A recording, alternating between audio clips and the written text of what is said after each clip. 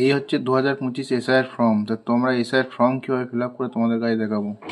এই বাঁ দিয়ে তোমাদের ভোটার নাম, ভোটার নাম্বার, নাম সব কিছু ডিটেলস থাকবে, ঠিকানা, এদিকে ক্রমিক সংখ্যা, এদিকে একটা কিউআর কোড, এটা তোমার ছবি, আগেকার ভোটার কার্ডের ছবি আর এখনকার একটা ছবি তোমার কিন্তু এখানে চিঠি দিতে হবে।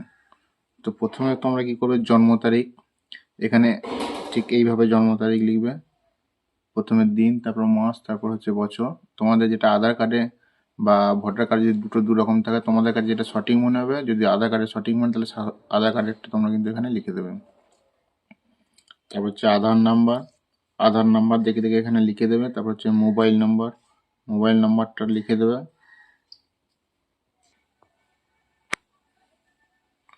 তারপর হচ্ছে পিতা বা অভিভাবকের নাম, এখানে কিন্তু তোমাদের সকলের কিন্তু বাবার নাম লিখতে হবে। যদি তোমরা বিবাহিত মহিলা হয়ে থাকো সেই ক্ষেত্রে কিন্তু তোমাদের বাবার নামটাই লিখতে হবে। তারপর হচ্ছে পিতা অভিভাবকের এপিক নাম্বার অর্থাৎ ভোটার নাম্বার যদি থাকে তাহলে লিখতে পারো, যদি না থাকে তাতেও কোনো অসুবিধা নেই। তারপর হচ্ছে মায়ের নাম, তোমরা এখানে মায়ের নাম লিখে দেবে। তারপর হচ্ছে মায়ের এপিক নাম্বার, যদি তোমাদের মায়ের ভোটার কার্ডের নাম্বার থাকে বা তোমাদের কাছে যদি ভোটার কার্ড থেকে থাকে তার ভোটার কার্ড থেকে কিন্তু তোমরা এখানে নাম্বারটা লিখে দিতে পারো, বা যদি না থাকে না লিখলেও কোনো অসুবিধা নেই, কারণ এখানে লেখা আছে যদি থাকে।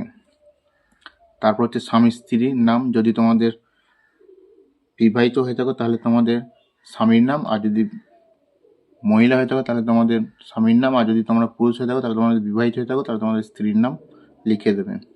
এরপর হচ্ছে আসল জায়গা, এখানে হচ্ছে 2002-এ যদি তোমাদের ভোটার লিস্টে নাম থাকে তাহলে এই হচ্ছে বাঁ দিকটা ফিল আপ করবে, আর যদি তোমাদের 2002-এর ভোটার লিস্টে নাম নেই তাহলে তোমার বাবা মা দাদু ঠাকুমার নাম দিয়ে কিন্তু বিবরণ কিন্তু এখানে লিখতে হবে।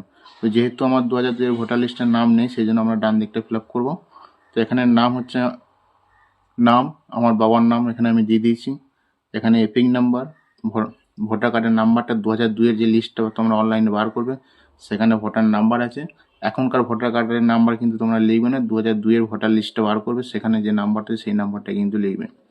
আত্মীয়র নাম হচ্ছে বাবার নাম, ওখানে কিন্তু 2002-এর ভোটার লিস্টের নাম কিন্তু ওখানেই আছে, পিতা বা স্বামী যে নামটা ওখানে থাকবে সেই নামটা কিন্তু লিখবে। অর্থাৎ 2002-এ ভোটার লিস্টটা বার করবে তোমরা অনলাইনে, সেখানে যদি ভুলও থাকে তোমাদেরকে কিন্তু ওই ভুলটাই লিখতে হবে, বুঝতে পেরেছো। তারপর হচ্ছে সম্পর্ক, যেহেতু এখানে আমার বাবার নাম লিখেছি, এখানে আমার তার বাবার নাম লিখেছি, এদের দুজনকার সম্পর্ক হচ্ছে পিতা, এখানে পিতা লিখবে।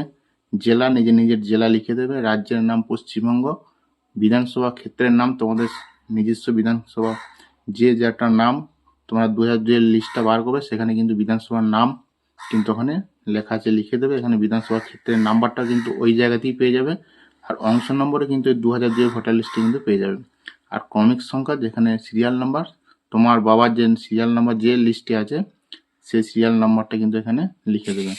এখানে কিন্তু নিজের সই, এখানে নিজে না সাইন করলেও অসুবিধা নেই, তোমার রিলেটিভ কেউ, তোমার বাবা মা ভাই যে কেউ সাইন করতে পারে, আর নিচে কিন্তু এখানে বিএলও সাইন করবে।